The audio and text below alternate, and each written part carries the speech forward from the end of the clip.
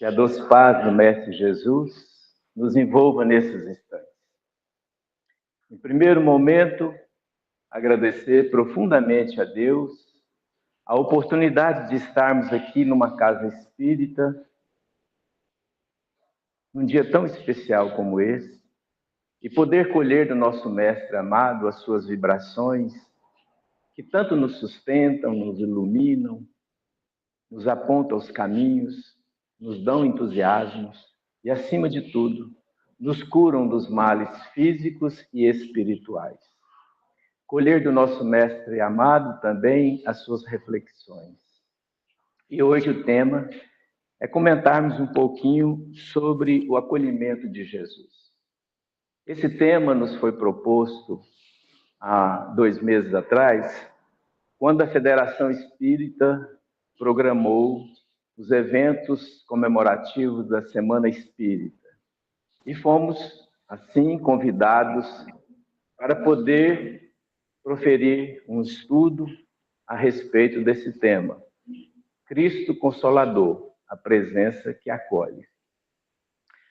Esse tema é de muita importância. E nesse dia, então, que nós estamos comemorando o nascimento de Jesus, é mais ainda. Nós lembramos de uma orientação de uma entidade amiga que, certa feita, nos fez, durante uma comunicação, nos alertou que todas as vezes que nós formos comemorar qualquer data, porque a comemoração de datas, na verdade, é uma atividade humana. E, sendo assim, a entidade estava nos dizendo que todas as vezes que a gente for comemorar, que a gente busque estudar e compreender com profundidade aquilo que estamos comemorando, para poder valorizar ainda mais os ensinamentos desse evento. E nesse instante, nós vamos lembrar o momento em que Jesus veio até nós. E o nascimento de Jesus, apesar de nós, humanidade, ainda não termos a compreensão mais perfeita sobre essa data, porque nós vamos lembrar que nesse período, os espíritos superiores de ordem mais elevadas, como nos lembra Joana de Ângeles, através da psicografia do nosso querido amigo e companheiro Divaldo Franco, que está passando o Natal dessa vez no plano espiritual e deve estar feliz demais, né? Imagina, está lá, deve estar encontrando com o Chico e com todos os outros companheiros. Esses espíritos nos alertam que nesse período as entidades do mais alto nível, elevado moralmente, dos planos espirituais mais sublimes, que eles oram pela terra em preces e em cânticos de louvores a Deus e de rogativas ao Pai para que abençoe e nos toque os sentimentos em humanidade. É por isso que nesse período de ano nós somos mais fraternos, mais caridosos, mais carinhosos. Nós lembramos das pessoas. A maioria das pessoas lembram daqueles que mais necessitam de auxílio. Portanto, é a influência vibracional desses seres de ordem maior. Mas nós temos que lembrar que nós precisamos procurar. O tema da noite, então, fala-se do acolhimento de Jesus. Mas para que a gente possa ser acolhido, é necessário que a gente busque quem vai nos acolher, certo? Então, essa busca corresponde a nós, é o nosso lado. Jesus nos acolhe, mas nós precisamos ir até Ele para buscar o acolhimento. É nesse sentido, então, que a Federação nos propôs esse tema, e nós vamos fazer uma síntese desse estudo aqui com vocês, lembrando dessa importância de buscar o alto, de buscar Jesus, em todos os instantes da nossa vida. Todas as vezes, com certeza, que nós buscarmos, nós vamos ser acolhidos. E é tão importante também lembrar que no capítulo 12 do Evangelho de João Evangelista, Jesus, naquele jantar de despedida com os companheiros, porque sabia que ia ser crucificado logo após, ele nos revela, além de revelar o plano espiritual, ele disse que iria para uma dessas dimensões, mas que ele permaneceria eternamente conosco. E é tão interessante isso, que muitas das vezes a gente não percebe que Jesus está presente o tempo todo, né? Nas nossas casas espíritas, em vários momentos, a gente ainda manifesta ou ouve a manifestação no final das reuniões, quando a gente roga a Jesus, Senhor, fique conosco hoje, agora aí, virou chavão, inclusive. Mas talvez fosse melhor nós pedirmos a Jesus, Senhor, ajude-nos a não mais nos afastarmos de Ti. Porque não é Ele que afasta da gente, somos nós que afastamos dele. Por isso é importante lembrar que Ele sempre está presente a nos auxiliar, mas nós precisamos buscar esse acolhimento. O tema, portanto, foi proposto, e aí nós buscamos, eu estava com meu anjo da guarda encarnado, todo mundo conhece, né, que é a Aninha. Nós estávamos viajando para um outro trabalho em outra cidade, e aí eu comentei com a Aninha, falei, bem, está chegando o dia, e eu não estou conseguindo buscar a inspiração para esse tema, assim e tal. Aí, porque todos os nossos estudos, todas as nossas palestras, todos os nossos trabalhos, seminários, congressos, etc., nós fazemos sempre com as orientações do plano espiritual, que normalmente são nas madrugadas. E aí, não estava chegando nada para mim, e eu falei para ela, bem, estou preocupado, porque não estou conseguindo alcançar nada, né? E aí, passou-se os dias, eu fui preocupando mais ainda, de repente, na madrugada, um senhor, que já visitou eu muitas vezes, se apresentou com um chapéuzinho de feltro escuro, um vozinho com as barbas longas, brancas, e um capote ou um casaco, que demonstra que é um casaco para local de muito frio. Ele se apresentou e falou, você vai lembrar dos estudos que eu já te passei. E aí você utiliza nessa atividade, nesse evento, né? O que ele nos passou é muito interessante. Essa pessoa chama-se Lev Nikolaev Tolstói, aquele nobre escritor russo, certo? Que nasceu em 1828 na Rússia, na região de Asnaia Poliana, que era uma região, à época, de 1828, era uma região muito pobre, aonde a família de Lev Tolstói tinha várias fazendas e áreas imensas, né? E era uma família de bom recurso, de recurso econômico alto. Nós aqui conhecemos ele mais como Leon Tolstói, né? Leon Tolstói nasce nessa região numa família que tinha essas condições econômicas e faziam parte, por laços de familiaridade, com o Império e a corte do Império Russo. Eles tinham participações efetivas nas áreas lá. Ele, quando estava com 12 anos, seus pais desencarnaram e uma tia o criou com seus outros irmãos. Fizeram parte o tempo todo da corte imperial. E a corte imperial naquela época, lá na Rússia, era voltada muito a poderes econômicos, a luxúrias, a pedras preciosas, a coroas, aos grandes eventos, aos palácios suntuosos, né? E não tinham muita preocupação com a população, principalmente os trabalhadores rurais, chamados de mujiks. Os mujiques eram desprezados e viviam por toda a região da Rússia e da Ucrânia, naquela região lá, com muito sofrimento, com muita pobreza, sem assistência de saúde, sem alimento de forma adequada. Era muito sofrido, enquanto aqueles que faziam parte da corte imperial viviam na abundância e na opulência.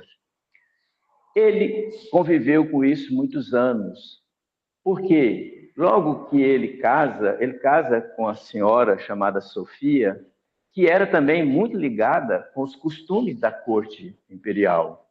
E ali viveu ele com ela e seus filhos, 13 filhos e mais um do primeiro casamento.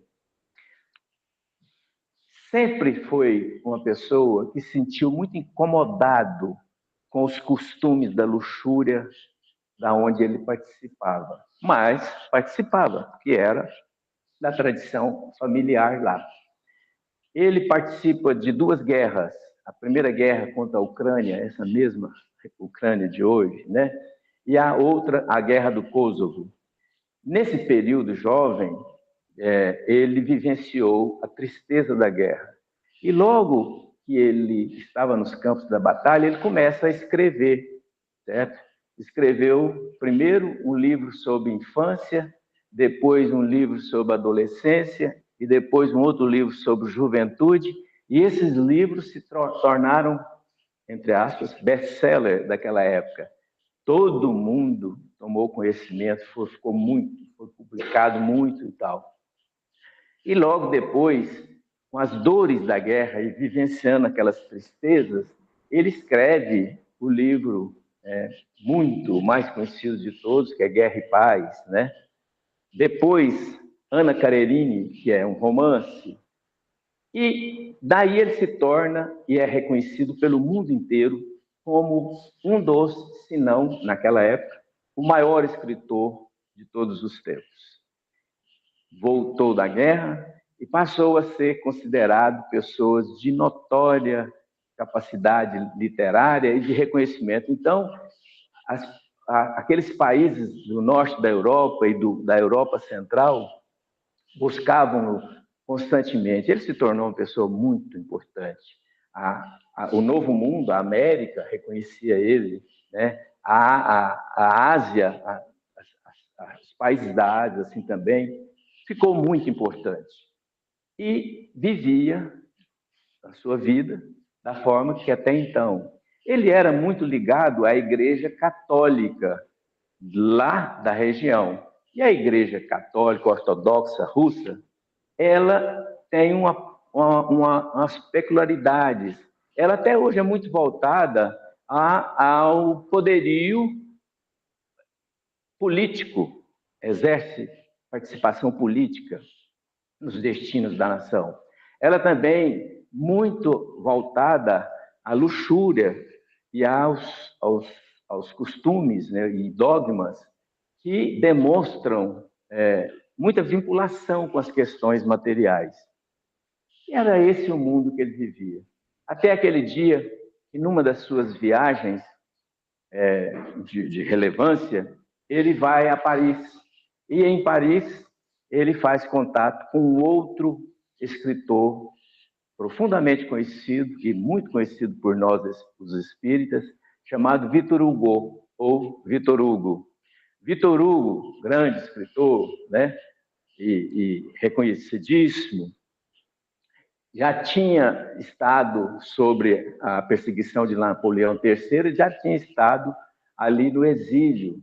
E naquele período do exílio, ele se torna espírita, ele conhece através de uma comunicação da sua filha que tinha desencarnado, através de uma reunião mediúnica, né?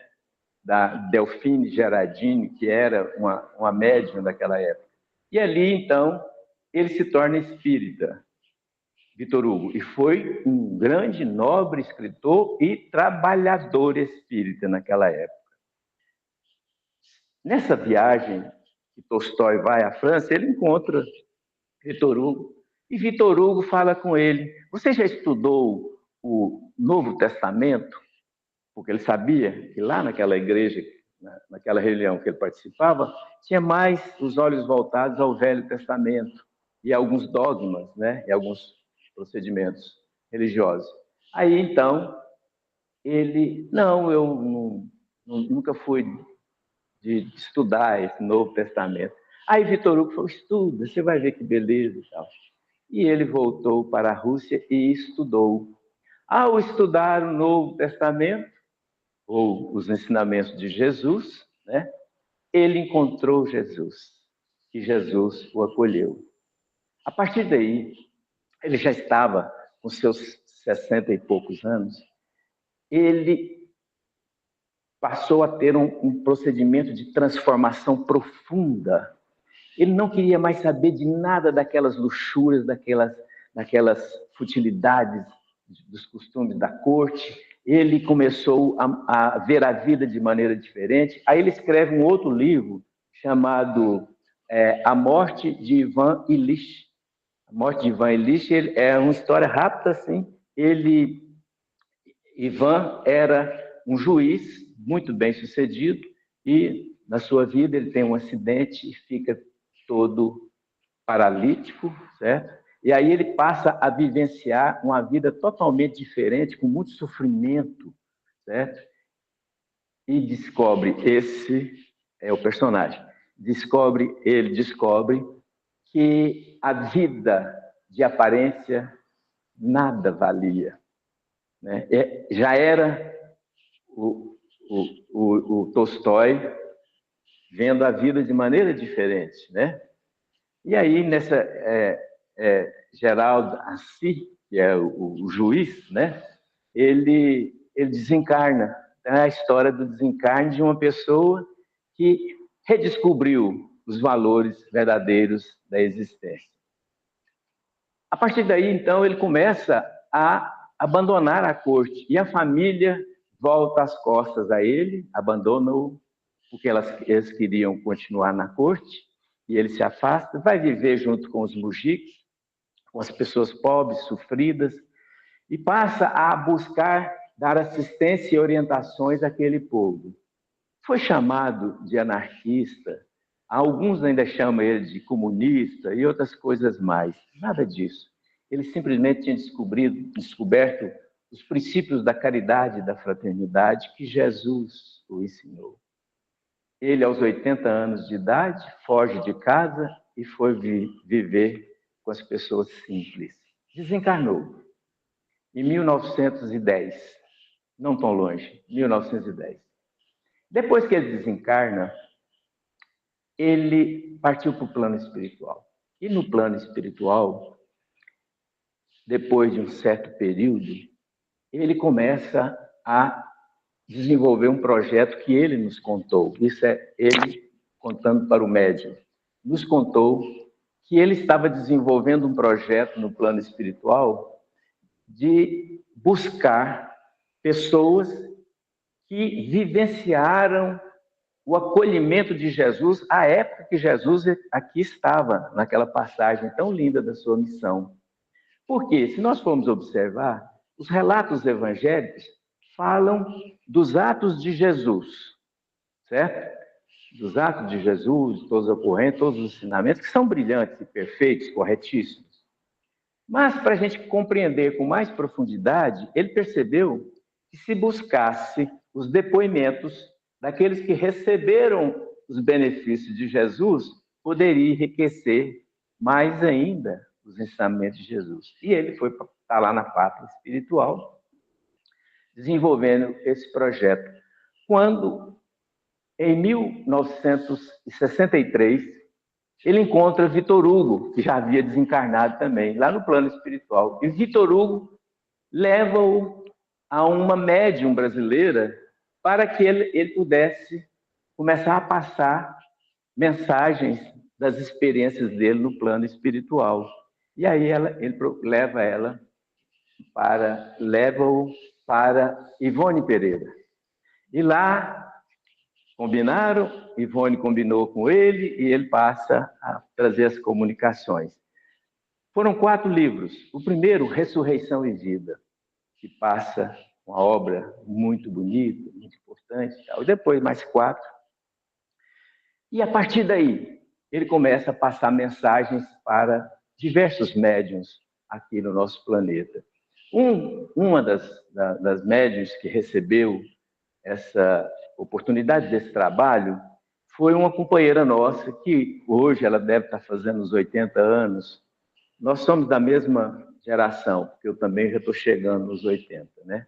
E ela hoje é Célia Xavier Camargo. Célia Xavier tem 23 livros publicados. Ela mora hoje no norte, no interior do Paraná, em Rolândia, filha de um médium, Urbano Xavier, de muita expressão no trabalho, que foi companheiro de Caibá Schutter. Então, é um pessoal muito ligado à literatura espírita. E Leon Tolstói passa uma mensagem para ela contando uma história em síntese. E a história, ela teve um título de A Cura de Sara.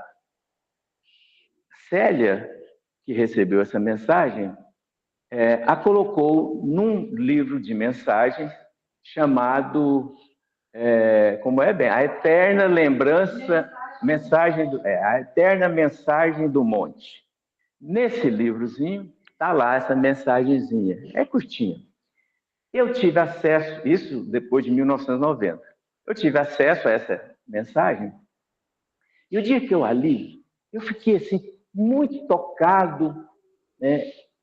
Muito tocado e fiquei num desejo de conhecer e compreender mais os acontecimentos a respeito daquela situaçãozinha que Tolstói tinha contado para a nossa amiga lá. E eu fiquei com isso por muito tempo na minha cabeça. Como é que teria sido o acontecimento? Isso porque, a partir dos meus 15 anos de idade, eu criei um propósito, eu não sei quem é que me orientou, mas eu criei um propósito de estudar a vida de Jesus. Isso faz muitos anos, muitos, né? Mais de meio século. Estudar, mas da seguinte forma, além de estudar nos evangelhos, nas obras, fazer pesquisas complementares para entender melhor a mensagem de Jesus. E assim é o que eu faço até hoje. Jesus esteve num local, falou isso, está aqui no evangelho.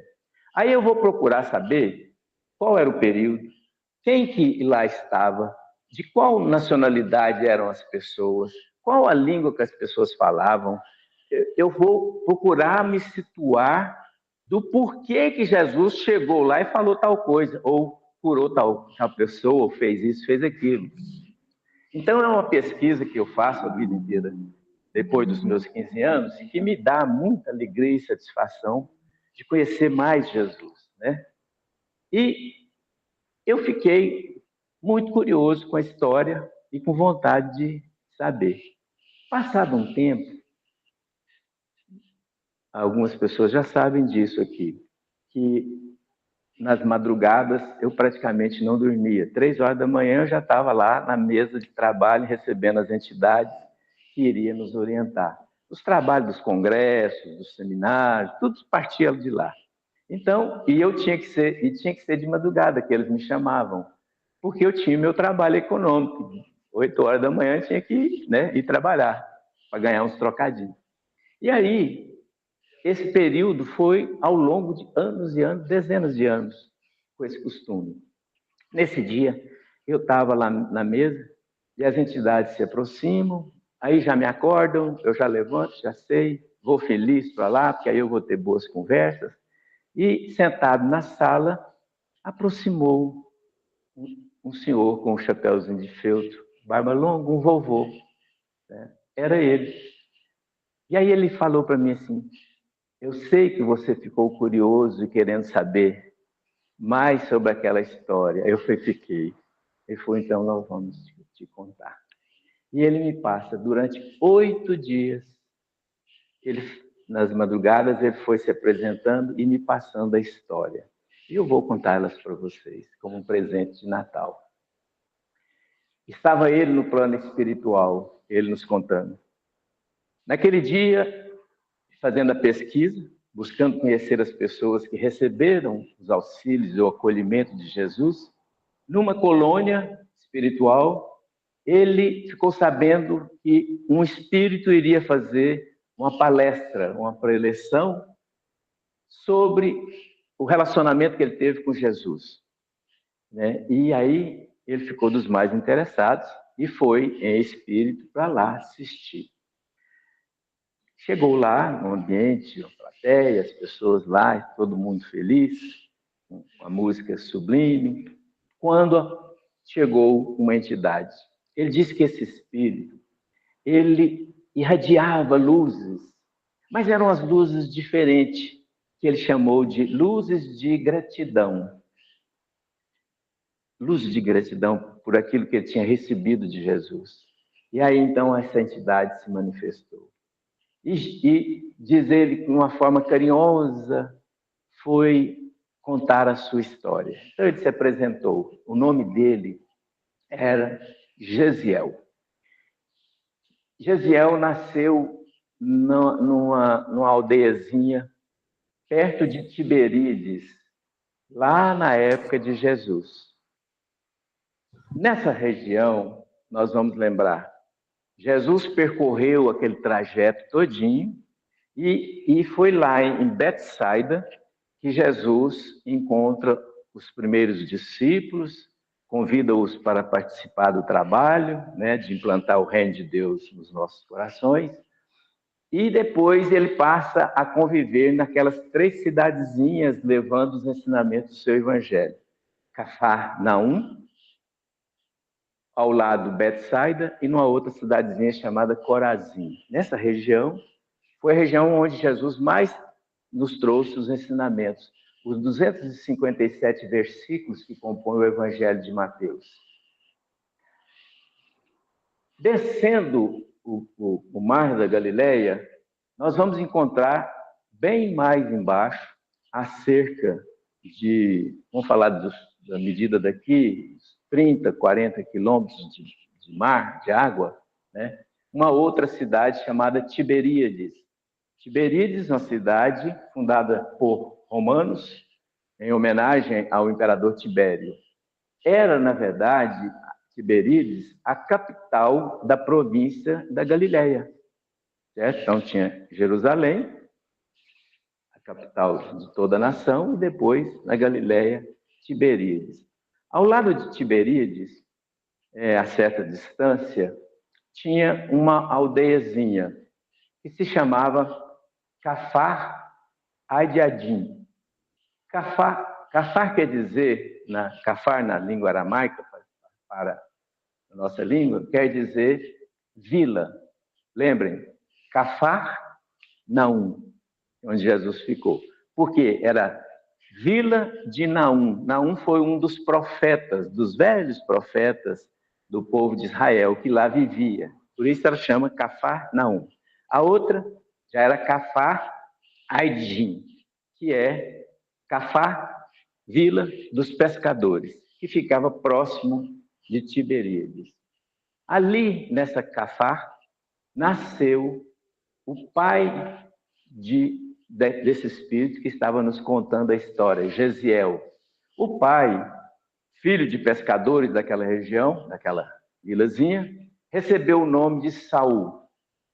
Um espírito de muita bondade, trabalhador, dinâmico, e encarnou e ele estava lá, aquela criancinha, que todo mundo gostava, criancinha de boa índole, feliz, trabalhador, dinâmico, foi crescendo ali, e logo ele encontra uma outra entidade que tinha o nome de Sara, menininha, que também tinha nascido naquela mais ou menos na mesma época.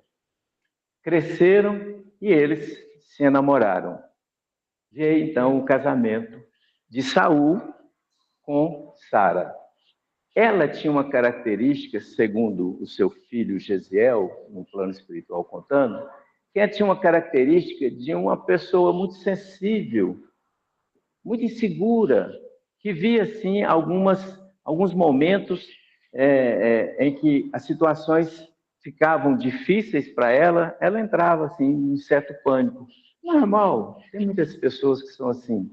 Saul, seu companheiro, seu esposo, já era dinâmico, não tinha isso. ele era muito seguro e tal. Então, dava o apoio lá. Desse casal, nasce quem? Esse espírito que estava contando a história, Gesiel. Nasceu Gesiel.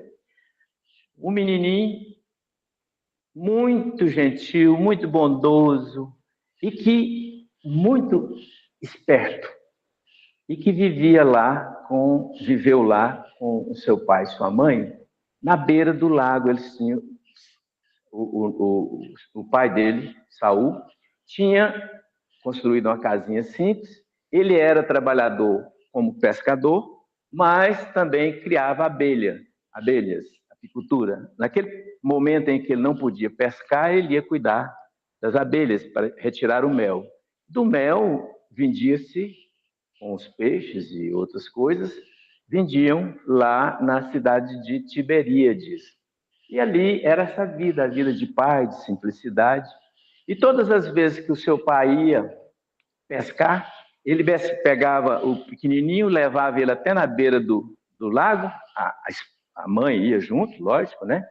Pequenininho, ia lá, e aí ele entrava no barco com seus companheiros, e a hora que passava as primeiras ondas, que o barco ia seguindo alto mar, o pai dava um tchauzinho, e ele de cá dava um tchauzinho para o pai. Isso era uma rotina. Quando chegava a tarde, ou se o pai ia ficar alguns dias, já sabiam o horário de que o pai ia voltar. Aí a mãe levava o pequenininho para ir receber o pai, e o pai, carinhoso, recebia, logo pegava alguma tralhazinha, alguma coisa para ajudar ele a carregar. Então era essa vida que eles tinham, uma vida de muita serenidade. O menininho foi crescendo, até que ele estava com 5 anos e meio, por aí, antes de 6 anos, ele, naquele dia, vai até a beira do lago, na madrugada, quando o pai entra no barco, segue adiante, dá um tchau para ele, ele dá um tchauzinho para o pai, não sabia ele que era o último tchau para o pai. A hora que o barco pegou, adiante, no mar, veio uma tempestade e houve o naufrágio. Naufragou. Nenhum dos corpos dos pescadores foram encontrados. A história, quando chegou por outros pescadores na vila, Sara entrou em desespero. Ela não tinha o preparo para receber uma notícia tão pesada. Entrou num estado de sofrimento profundo. Isso somatizou num estado de depressão muito acelerado, em que ela foi perdendo a sua disposição de viver, e aquilo foi transformando numa doença e com uma patologia muito forte, em que foi tirando a ela, dia a dia, a sua capacidade de trabalho. Ficou ela e o pequenininho, com 5 anos e pouco, num sofrimento danado. Sara, cada vez piorando mais. Não dava mais conta de fazer comidinha, nem de cuidar da criancinha. Mas nós sabemos que aonde existe pobreza, existe simplicidade. E onde existe simplicidade e pobreza, existe também fraternidade. E na vila dos pescadores, nesse cafar, lá as senhoras, as moças, as comadres, as idosas, formaram um grupo para dar assistência à casa daquela mocinha. De forma tal que passaram a ir para lá, fizeram escala de revezamento ali e iam para lá todos os dias. Logo que amanhecia o dia, chegava lá 1, 2, 3 para cuidar dos afazeres. Isso virou uma rotina. Só que a Sara foi piorando cada vez mais, chegar a um ponto de que ela não conseguia mais se movimentar as pernas e ficou no leito, presa no leito. Conta Gesiel, lá no plano espiritual, que foi momento de muito sofrimento para ele como criancinha. Vendo a mãe cada vez mais definhar. A saudade que ele tinha do pai querido. A mãe naquele estado. E ele vendo aquilo e nada podia fazer. Ele tinha uma vontade imensa de ajudar, de fazer alguma coisa, de curar a sua mãezinha. Mas as amigas estavam lá cuidando. Quando chegava a tardezinha, diz ele, que as amigas colocavam óleo nas candeias e nas posições da simples casa.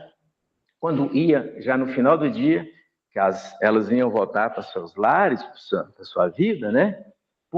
Acendiam o fogo nas candeias e deixavam os dois. E ele então dizia, o Espírito, que era um sofrimento atroz, ficar ouvindo os gemidos da sua mãezinha, numa cama ao lado lá da dele, e ali, ele sozinho, naquela casa, as luzinhas das candeias iam à medida que o óleo ia reduzindo, ia se apagando, até que à noite ficava uma escuridão geral. E aí ele escutava o choro de lamentação e de saudade de Sara pelo seu querido esposo. Foi muitos dias de muito sofrimento. Até um dia em que de manhã chegaram as senhoras para arrumar lá as coisas e viraram para uma conversando com a outra, falou assim, olha, o profeta vai chegar. Ficamos sabendo que um profeta que cura as pessoas e nada cobra vai chegar em Tiberíades. Os pescadores avisaram. E aí, quando ele escutou aquilo, ele falou, nossa, está aí a solução. Um profeta que cura as pessoas. E ele já começou a imaginar, porque ele foi algumas vezes, quando seu pai estava ainda vivo, encarnado, foi com o pai levar os produtos para vender lá em Tiberíades. E ele conheceu alguns religiosos lá, dos templos, das sinagogas, né? Todos cheios de turbante, com pedras preciosas, as roupas, né? Muito brilhantes, coloridas. E ele, então, idealizou na sua cabecinha uma imagem de um profeta que iria curar a sua mãe. Então ele ficou, porque criança é assim, elas criam, né? As paisagens mentais. Criou aquela imagem de um profeta com as roupas coloridas, de tecido de seda, cheio de joias, anéis e braceletes, com um turbante, né? Também todo decorado. E ele imaginou o profeta com botas, e com bota vermelha. Ah, essa bota vermelha para ele era o máximo, né? E ficou com essa imagem do profeta na cabecinha dele. Passou-se o dia e nada de notícia desse profeta. Certo dia, e aí ele foi arquitetando tudo. O dia que esse profeta chegar, eu vou lá trazê-lo para curar minha mãe. Foi imaginando isso. Quando, então, certo dia, alguém falou, olha, o profeta vai chegar amanhã, lá em Tiberíades. Ele falou, agora então, se organizou. Pegou um paninho, comeu menos, pegou uns pedaços de pães, com algumas frutas ressecadas, ou né, tâmaras, embrulhou junto com os pedacinhos de pão, pôs debaixo da caminha dele, preparando uma matula para ele poder viajar. E ali, então, ficou o dia inteiro idealizando como é que ele ia fugir para ir buscar o profeta. Essa cidade de Tiberíades, até o Cafar, que é aquela vilazinha, a distância era cerca de 18 mil côvados. Côvados era a medida daquela época. Lá naquela época não tinha medida de metro, centímetro, quilômetro, nada disso. Era côvado. O que é côvado? É esse tamanho que vai daqui até aqui. Essa é uma medida, eram as medidas da época. Então, a distância era tantos mil côvados, né? 18 mil côvados a pé, numa trilha. Bom, e ele não sabia disso, sabia que tinha uma trilha, que ele foi com o pai dele várias vezes. No lombo de animais, né? Lógico. E ali, ao final do dia, ele imaginando se preparando para ir atrás do profeta, quando lá em Cafarnaum estava Jesus à tarde com seus discípulos. Quando Jesus vira para Pedro e fala: Pedro, prepare o barco, nós vamos para Tiberíades.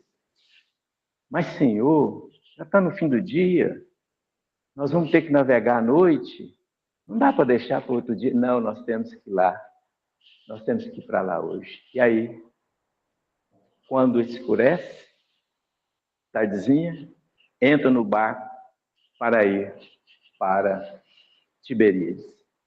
Aquele dia, o barco de Simão Pedro era um barco que não navegava com muita velocidade. Então, ele iria gastar cerca de 8 horas nesse trajeto.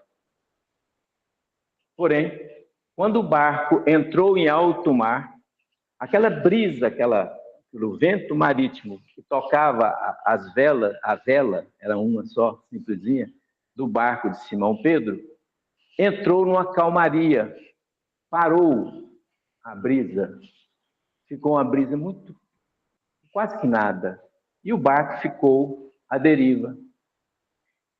E a noite foi chegando, foi aprofundando a noite, e eles na deriva, lá no meio do lago.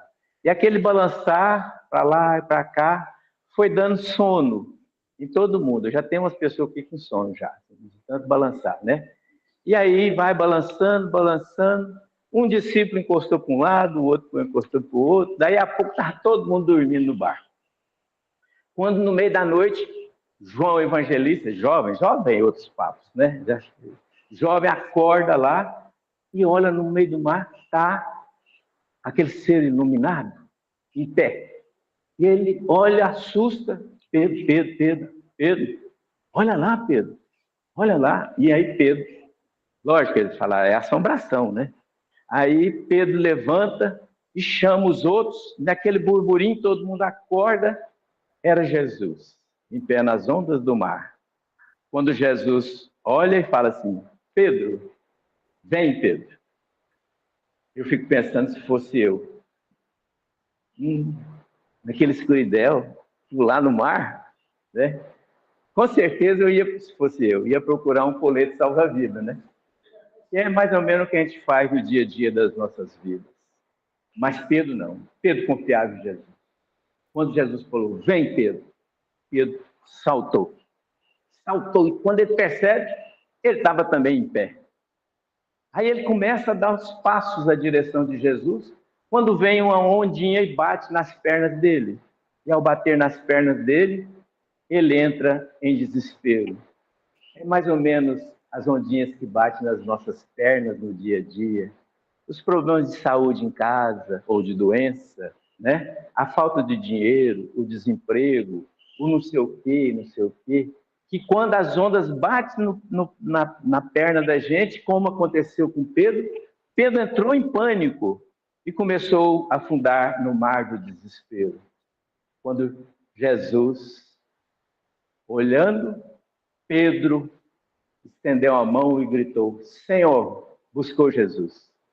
Quando buscou Jesus, a mão de Jesus puxou ele para cima, o acolheu. É assim que Jesus faz conosco, ele nos acolhe, quando nós buscamos ele. Aí naquele momento em que Pedro sobe, Jesus vira para ele e fala assim, Pedro, confia.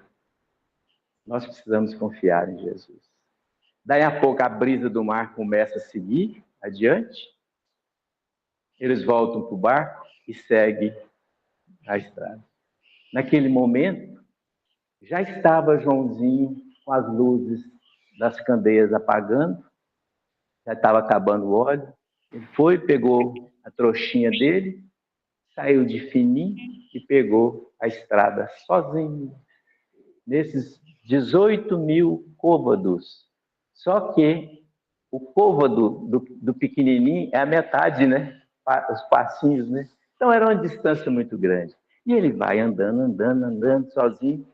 Quando, lá mais na frente, ele começou a perceber que tinha algumas famílias indo, chegando, uma senhora, os senhores, os filhos, a meninada, e foi aumentando pessoas que iam também à busca de Jesus, do profeta.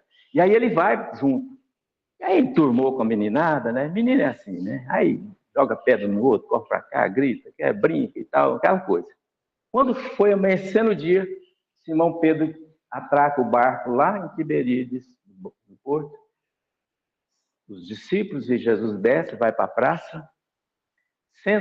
Jesus senta numa pedra, na praça, quando as pessoas foram chegando.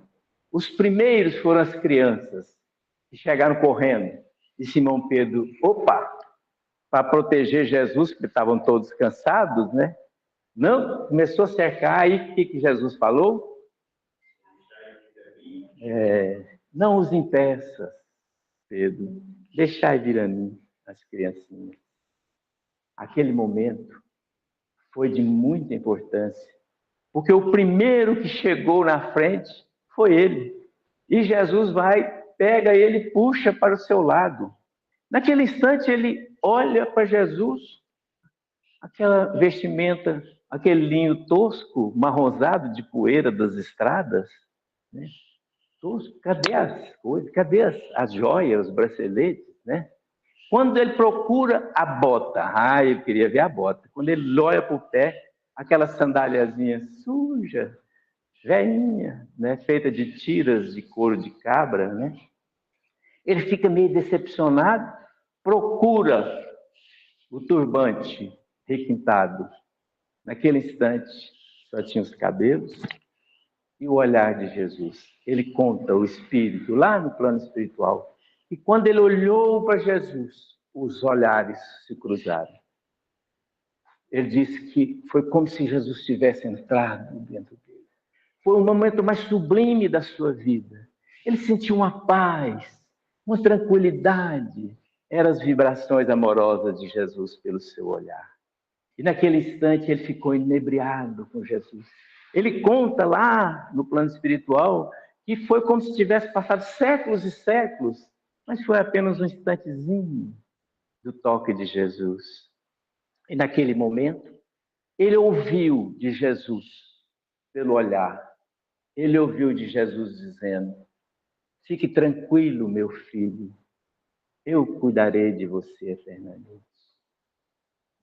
E aí, tumulto das pessoas, todo mundo querendo chegar perto de Jesus, logo afastaram as criancinhas e ele se afastou, assim meio inebriado, quando então ele descobre que ele tinha esquecido de pedir ao profeta para ir curar a sua mãezinha.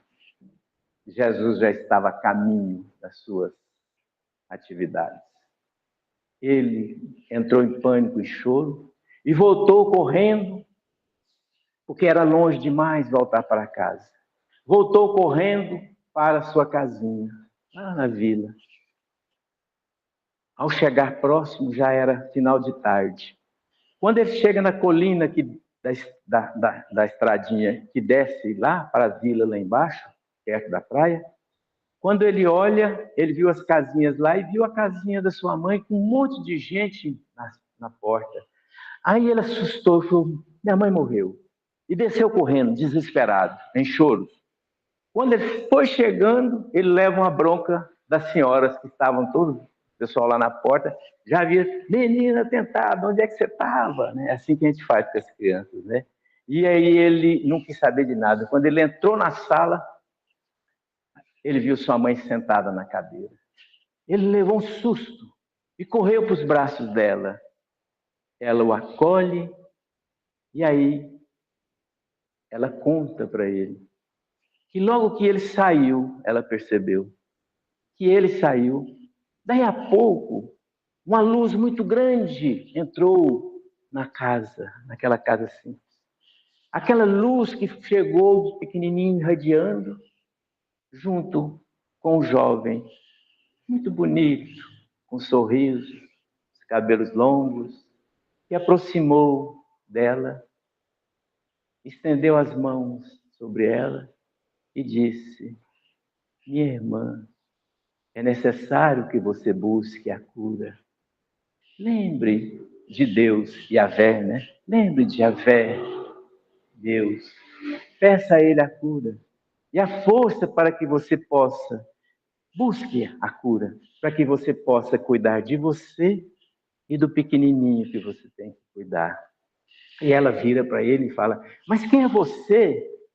Ele falou, eu sou o Rabi da Galileia, seu irmão. Foi afastando com um sorriso e desapareceu. Diz ela que ela encheu de uma energia totalmente diferente. Veio uma disposição de levantar, de trabalhar. E ali, naquele momento, ela agradece e pede a Deus as bênçãos para que a vida dela viesse a modificar. E ela abraça. E quando, então, ela fala o jeito daquele rabi, Gesiel reconheceu, era Jesus. Era Jesus. Ele sabia. Jesus sabe das nossas necessidades, mas nós precisamos buscá-lo. Gesiel, sua mãe, tiveram vida normal, ele cresceu, bom rapaz, ampliou a atividade de apicultura, cuidou dela, ela cuidou dele, as coisas foram melhorando. De repente, mais na frente, eles resolvem mudar para Jerusalém. E mudam para Jerusalém. Lá em Jerusalém, ele se tornou um comerciante com bons resultados, um comerciante de mel, né? Lá em Jerusalém. Depois que Jesus retorna à pátria espiritual, a sua mãe, logo um tempo, também desencarna. E Gesiel não casou, ficou sozinho. E ele, por onde ele passava, as pessoas que o conheciam, pedia para ouvir a história que ele contava de Jesus, dessa cura da Sara. E ele contava a história. De repente ele falou assim, se eu aprender mais história desse Jesus, eu vou servir mais pessoas. E aí ele entra lá na Casa do Caminho como voluntário para trabalhar junto com os discípulos na Casa do Caminho. E lá ele encontra Pedro, Paulo, João e toda aquela turma, né? E ali ele conhece mais histórias de Jesus.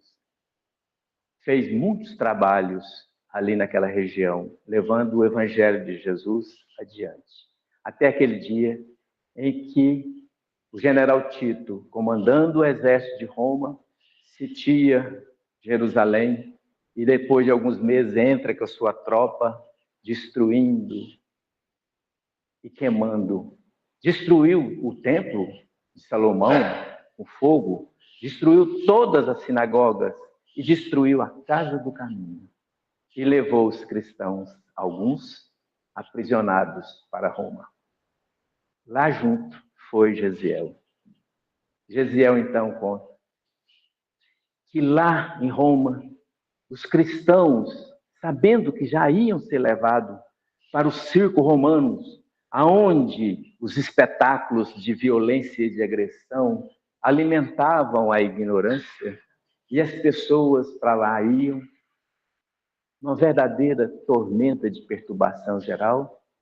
Naquele dia levaram ele e mais vários outros cristãos para serem destruídos na praça do circo romano.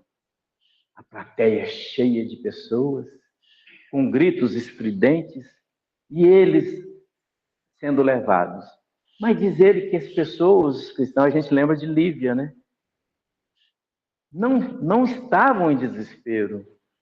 Seguiram fazendo orações e pedindo a proteção de Jesus para aquele momento tão doloroso. Quando estavam todos lá, entram as bigas romanas com seus cavalos, pisoteando sobre as pessoas, as espadas, as lanças tirando vida, alguns sendo colocados em fogueiras para que seus corpos fossem queimados vivos, até aquele momento em que ele, amparando uma senhorzinha de idade, quando então gritam lá, afastem! Os soldados todos foram afastando, e aí abriram os portões, partiram sobre eles as feras. E as feras entraram no meio das pessoas para destruir. Ele conta então que naquele instante, quando a primeira fera avançou para ele, abocanhou-lhe um dos membros, decepando-o. E ele, naquele instante, teve uma escuridão geral e um silêncio profundo. Nada temeu. Um silêncio profundo quando ele escuta uma voz. Confie, eu lhe falei que estarei contigo eternamente. Era Jesus, agora acolhendo no plano espiritual. Essa história eu a recebi com muita felicidade, passando para vocês hoje, de Leon Tolstói, nosso companheiro. Essa história veio para nós para nos estimularmos a, nos momentos de maior dificuldade, não aprofundemos ou não deixemos nós afundar nos mares dos desesperos. Busquemos o acolhimento de Jesus. Da mesma forma que ele falou para aquela criancinha: fique tranquilo, estarei contigo eternamente. Jesus está conosco e estará eternamente. Basta nós procurarmos. Muita paz, muita luz. Jesus abençoe.